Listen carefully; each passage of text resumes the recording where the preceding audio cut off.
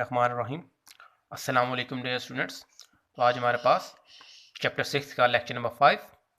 तो इसमें आज हम कोशिश करेंगे डिस्कस करें application of a Bernoulli's equation. तो सबसे पहले हमारे पास जो एप्लीकेशन है वो हमारे पास है टोरिसेली थ्योरम। तो चलिए स्टार्ट करते हैं आज का अपना आर्टिकल। जी तो डियर स्टूडेंट्स स्टार्ट करते हैं। सबसे पहले हम बात करेंगे टोरिसेली थ्योरम की। सबसे पहले इसको डिफाइन करते हैं।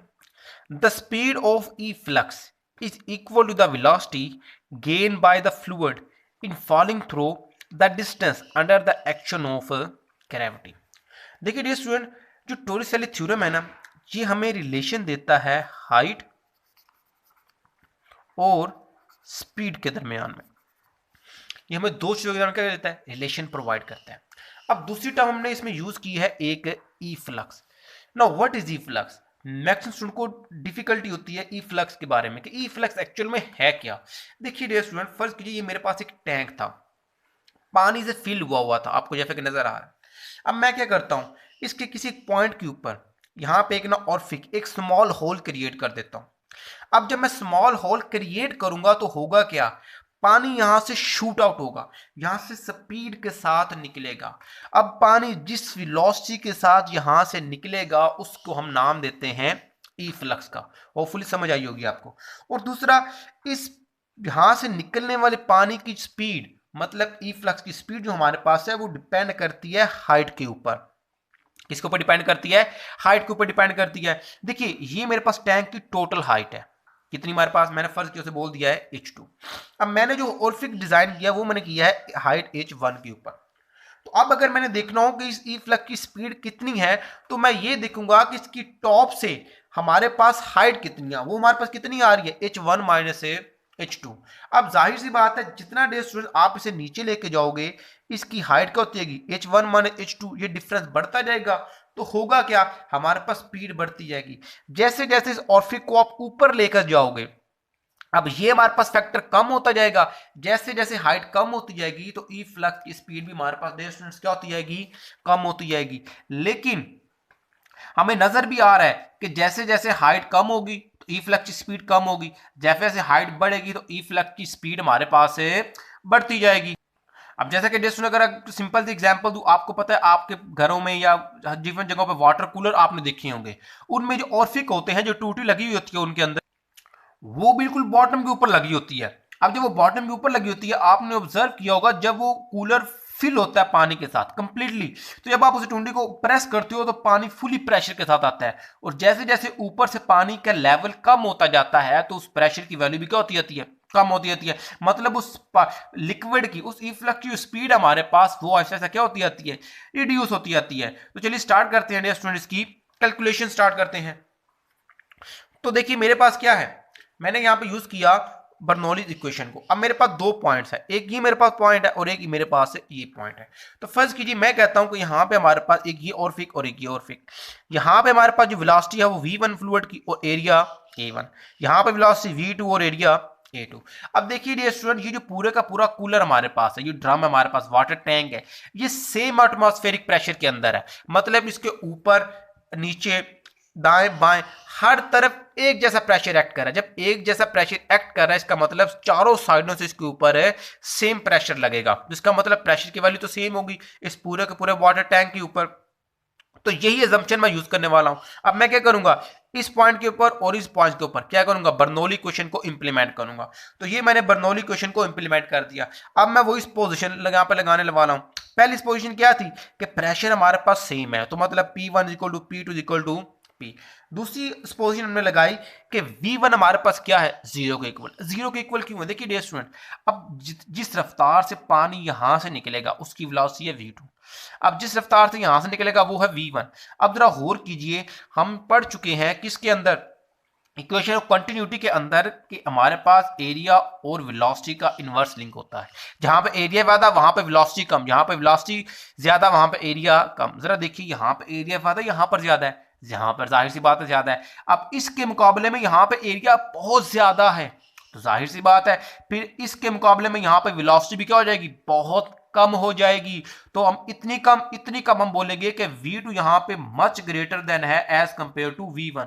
और V1 कितना छोटा, हम कहते हैं V2 के रिस्पेक्ट में V1 इतना छोटा है कि हम उसे क्या कर सकते हैं, जीरो के इक्वल लिख सकते हैं कि यहाँ पे V1 अप्रोच कर जाता है जीरो को। तो हमने क्या किया, V1 यहाँ पे जीरो सब्स्टिट्यूट किया तो ये फैक्टर जीरो, उसके बाद P दोनों साइडों से कैंसिल, तो बचा क्या डे स्टूडेंट हमारे पास, यहाँ इस साइड से बच गया हमारे पास रो जी H1 और इज इक्वल टू यहां से बचा हमारे पास रो जी H2 plus half rho V2 का स्क्वायर। अब यहां से फिर मैंने क्या किया, रो सभी में कॉमन था, यहां से कॉमन ये कैंसिल आउट किया, तो बचा क्या हमारे पास GH1 is equal to GH2 plus half V2 का स्क्वायर। अब इसको मैंने सॉल्व किया तो मेरे पास रिलेशन आ गया V2 is equal to 2GH1 minus H2। अगर इस जनरल फॉर्म में लिखूं तो यहां से मैं 2 को कैंसिल कर दूंगा, तो जनरल फॉर्म में हमारे पास रिलेशन आ जाएगा V is equal to 2GH1 minus H2। ये हमारे पास क्या था, टोरिसेली थ्योरम था।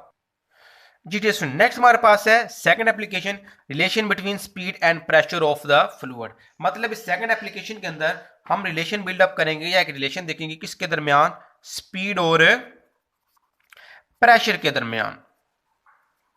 चलिए, when the speed where the speed is high the pressure will be low। मतलब सेकंड एप्लीकेशन के मुताबिक जहां पे स्पीड फ्लूइड की हमारे पास क्या होगी, ज्यादा होगी, वहां पे प्रेशर हमारे पास क्या हो जाएगा, लो हो जाएगा।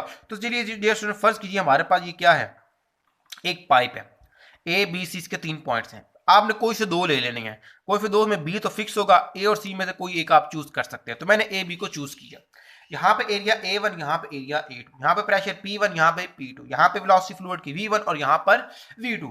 तो मैंने क्या किया, दोनों के ऊपर बर्नौली इक्वेशन को इंप्लीमेंट कर दिया। अब जब दोनों के ऊपर इंप्लीमेंट किया तो जरा गौर कीजिए, कहता है potential energy same at both and. देखिए जमीन से इन दोनों की तकरीबन हाइट हमारे पास डिस्टेंस क्या है, सेम है, अप्रोक्सीमेटली सेम हमने बोला है। तो इसका मतलब पोटेंशियल एनर्जी वाला फैक्टर हमारे पास दोनों साइड से क्या है, सेम है, तो कैंसिल हो जाएगा। बचा क्या, P1 is equal to half P1 plus half rho V1 का square is equal to P2 plus half rho V2 का स्क्वायर। अब हमने यहाँ पे कुछ वैल्यू सब्स्टिट्यूट की, तो देखिए डियर स्टूडेंट मैंने क्या की, ये फर्जी वैल्यू तो हमारे पास जो टेक्स्ट बुक के अंदर मौजूद है, ये मैं वही सब्स्टिट्यूट कर रहा हूँ।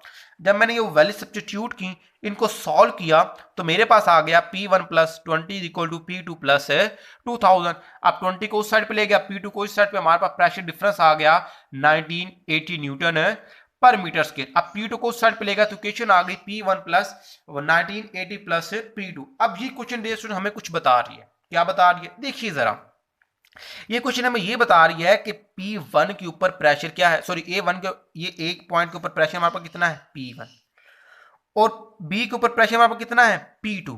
अब मैंने बोला P1 इक्वल है P2 के, कब, जब P2 के अंदर मैं इस फैक्टर को ऐड कर दूंगा। तो इसका मतलब ये हुआ B पॉइंट के ऊपर हमारे पास प्रेशर कम था और P1 के ऊपर प्रेशर बहुत ज्यादा था।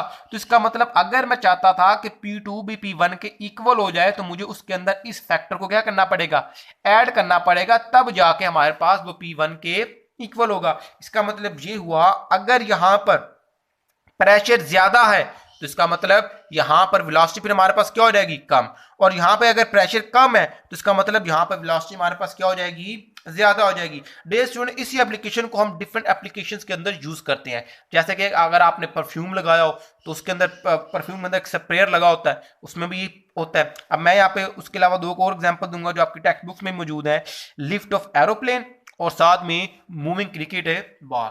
सबसे पहले बात करते हैं लिफ्ट ऑफ एन एरोप्लेन। देखिए डियर स्टूडेंट्स, फर्ज कीजिए ये आपके पास एरोप्लेन का विंग है हमारे पास, मैं कुछ इस तरह करके दिखाता हूं, ये इसकी अपर साइड है और ये इसकी लोअर साइड है।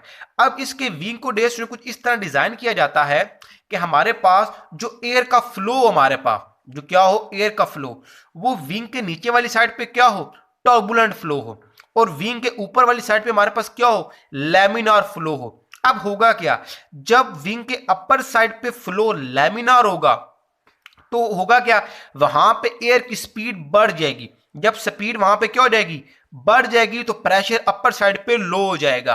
अब जब हम क्या करेंगे, नीचे वाली साइड पे क्या करेंगे, एयर का फ्लो जो जब टर्बुलेंट रखेंगे, टर्बुलेंट रखेंगे तो उस एयर की स्पीड कम हो जाएगी। जैसे स्पीड कम होगी प्रेशर क्या हो जाएगा, बढ़ जाएगा। अब नीचे प्रेशर बढ़ गया, ऊपर प्रेशर कम हो जाएगा, तो वो नीचे वाला प्रेशर ज्यादा, ऊपर वाला कम, तो नीचे वाला प्रेशर क्या करेगा, उस प्लेन को लिफ्ट कर देगा ऊपर की तरफ, जिससे प्लेन क्या करेगा, उड़ने लग जाएगा। सेम टेक्निक हम यूज करते हैं मूविंग क्रिकेट बॉल के अंदर, के बॉल के अंदर जो बॉलर्स होते हैं वो स्विंग किस तरह प्रोड्यूस करते हैं। डियर स्टूडेंट, आपने ऑब्जर्व किया होगा कि जब भी बॉलर बॉल करवाने लगता है तो आपने ऑब्जर्व किया वो एक साइड को ज्यादा ज्यादा शाइन कर रहा होता है, मतलब अपनी ट्राउजर के साथ या हाथों के साथ ऐसे ऐसे रगड़ के वो क्या कर रहे होते हैं, बॉल की एक साइड को शाइन कर रहे होते हैं। रीजन ये होती है कि जब बॉल की एक साइड, अगर फर्ज कीजिए हमारे पास बॉल है ये, अब इसकी अगर एक साइड हमारे पास क्या हो, शाइन हो, और एक हमारे पास क्या हो, रफ हो, तो होगा क्या, अब जो साइन साइड होगी हमारे पास, यहां से हमारे पास एयर का फ्लो क्या हो जाएगा, हमारे पास लैमिनार हो जाएगा, और जो रफ होगी यहां पे एयर का फ्लो क्या हो जाएगा, टर्बुलेंट हो जाएगा। अब जिस साइड से एयर का फ्लो हमारे पास लैमिनार होगा वहां पे स्पीड हमारे पास क्या हो जाएगी, बहुत बढ़ जाएगी। जैसे स्पीड बढ़ेगी वहां पे प्रेशर कम। अब जिस साइड पे हमारे पास जो रफ साइड थी वहां पे फ्लो क्या होगा, टर्बुलेंट। जैसे टर्बुलेंट फ्लो होगा स्पीड क्या हो जाएगी, कम। जैसे स्पीड कम हुई प्रेशर क्या हो जाएगा, बढ़ जाएगा। जैसे ही प्रेशर इंक्रीज होगा, एक साइड पे प्रेशर कम, दूसरी साइड पे प्रेशर ज्यादा, तो बॉल क्या कर जाएगी, टर्न कर जाएगी, स्विंग कर जाएगी। तो इस तरह इस एप्लीकेशन को यूज करते हुए हम डिफरेंट एप्लीकेशन के अंदर यूटिलाइज करते हैं बर्नौलीज की इस एप्लीकेशन को, जो हमारे पास है स्पीड और प्रेशर के दरमियान लिंक। अब बात करते हैं हम इसकी थर्ड एप्लीकेशन की। जी तो स्टूडेंट, नेक्स्ट हमारे पास है वेंटोरी रिलेशन। सबसे पहले वेंटोरी मीटर को डिफाइन करते हैं, फिर उसके बाद इस आर्टिकल की तरफ चलते हैं।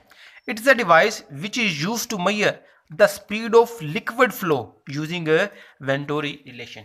कि वेंटोरी मीटर क्या है, एक ऐसी डिवाइस है जिसके जरिए हम क्या कर सकते हैं, लिक्विड फ्लो, मतलब लिक्विड की स्पीड को हम क्या कर सकते हैं, मेजर कर सकते हैं इस वेंटोरी मीटर की मदद से। सिमिलरली देखिए, मैंने वेंटोरी वाली थ्योरम में किया था, सॉरी जैसे हमने किया था अपनी सेकंड एप्लीकेशन के अंदर, जो हमारे पास थी, जो हमारे पास रिलेशन था किसके दरमियान, स्पीड और प्रेशर के दरमियान। सिमिलरली मैंने वही पाइप ले लिया, वही कंसंट्रेशन है पाइप की, जिसमें हमारे पास क्या है, एक साइड हमारे पास मैंने एक का एरिया A1 ले लिया, दूसरे का मैंने ले लिया एरिया A2। एक का एरिया कम है, एक का ज्यादा है, साथ में ये पाइप लगा दिया। ये पाइप एक्चुअल में क्या करता है, स्पीड मेजर करता है किसकी, लिक्विड की। चलिए देखते हैं मैंने क्या किया, फिर इन दोनों क्या किया, एरियाज के ऊपर बर्नौली इक्वेशन को इंप्लीमेंट कर दिया। A1 के ऊपर इस साइड पे और A2 के ऊपर इस साइड पे। अब मैंने बोला चूंकि इनकी हाइट वही जो लास्ट सेकंड एप्लीकेशन में हमने अज्यूम किया था, वही असम्पशन हमने यहाँ पे ली कि यहाँ पे इनकी हाइट चूंकि सेम है, इसलिए इन दोनों एरियाज के अंदर जो पोटेंशियल एनर्जी का फैक्टर होगा वो भी क्या रहने वाला है, same. Where potential energy remain same, so अब दोनों पॉइंटों से ये फैक्टर हमारे पास डियर स्टूडेंट्स क्या हो जाएगा, कैंसिल। बचेगा क्या हमारे पास, P1 plus half rho V1 का square is equal to P2 plus half rho V2 का स्क्वायर। अब मैंने किया क्या, अब यहां से मैं प्रेशर को इस साइड पर, इस टर्म को यहां से इस साइड पर लाऊंगा तो मेरे पास आ जाएगा P1 minus P2 is equal to half rho V2 का square minus half rho V1 का स्क्वायर। अब देखिए यहां से अगर आप देखो तो हाफ और रो कॉमन आ रहा है, तो कॉमन आ गया V2 स्क्वायर माइनस V1 का स्क्वायर। अब हमें पता है कि A1 बहुत ज्यादा है एज कंपेयर टू A2। अब हमें सेकंड एप्लीकेशन से पता है जहां पे हमारे पास एरिया बहुत ज्यादा होगा, सॉरी इक्वेशन कंटिन्यू से हमें पता है जहां पे एरिया बहुत ज्यादा होगा वहां पे वेलोसिटी हमारे पास क्या हो जाएगी, बहुत कम। और जहां पे वेलोसिटी बहुत ज्यादा वहां पे एरिया बहुत कम, तो इसका मतलब फिर ये हुआ A1 बहुत ज्यादा है, बहुत बड़ा है एज कंपेयर टू A2, तो इट्स मींस V1 बहुत स्मॉल होगी एज कंपेयर टू V2। इसका मतलब ये हुआ V1 कितनी स्मॉल, इतनी स्मॉल कि V1 अप्रोक्सीमेट इक्वल होगी हमारे पास 0 के। जब मैं 0 को सब्स्टिट्यूट करूंगा तो मेरे पास क्या आएगा, P1 minus P2 equal to half rho V2 का स्क्वायर। अब ये हमारे पास आ गया वेंटोरी मीटर का या वेंटोरी रिलेशन, जिससे हम क्या करते हैं, वेंटोरी मीटर के अंदर यूज करते हैं, और उसकी मदद से हम क्या करते हैं, speed of the liquid flow हम क्या करते हैं, फाइंड आउट करते हैं। तो ये थी हमारे पास third application of Bernoulli equation. Hopefully dear student आपको लेक्चर की समझ आई होगी। हमारे चैनल लर्निंग पीपल को सब्सक्राइब कीजिए और ज़्यादा से ज़्यादा इसे अपने दोस्तों के साथ शेयर कीजिए, बेल आइकन पर प्रेस कर दीजिए ताकि हमारी हर नई आने वाली वीडियो आपको मिल सके। वीडियो को लाइक ज़रूर कीजिएगा और साथ साथ कमेंट सेक्शन के अंदर अपने कमेंट्स लाजमी दीजिएगा। बहुत शुक्रिया।